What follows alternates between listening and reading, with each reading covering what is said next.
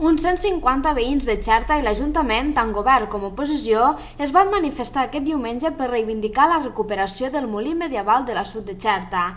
L'alcalde de la localitat, Moisès Fabra, ha destacat que es tracta d'un molí molt important des del punt de vista del patrimoni històric i cultural del municipi i reclama a totes les administracions competents que s'impliquen i els ajuden a salvar-lo, donat que els informes tècnics apunten que l'estat del molí és crític.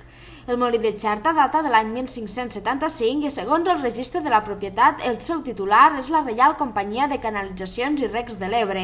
Amb tot, la Comunitat de Regants de l'Esquerra de l'Ebre i la Confederació Hidrogràfica de l'Ebre s'han posat en contacte amb l'Ajuntament per informar-lo que també en són propietaris.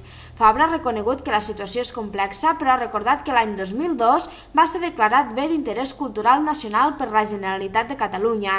Així les coses, Fabra reclama la implicació de les administracions per salvar aquest molí, del qual n'ha destacat la seva importància tant des del punt de vista patrimonial com turístic. L'Ajuntament de Xerta el que vol és recuperar el molí per diferents motius, principalment perquè és un molí de caire turístic importantíssim i patrimonial de cara al municipi.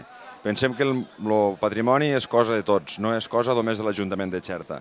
Portem intencions de tots els emblemes del municipi de caire patrimonial, cultural i històric, fer un cens dels mateixos per poder difondre turísticament aquestes possibilitats que també té Xerta. Actualment, este molí no és de competència municipal, tampoc de cap altra administració, però sí demanem l'ajuda de totes les administracions i entitats culturals i associacions per a que ens puguen ajudar a recuperar este molí per al municipi de Xerta.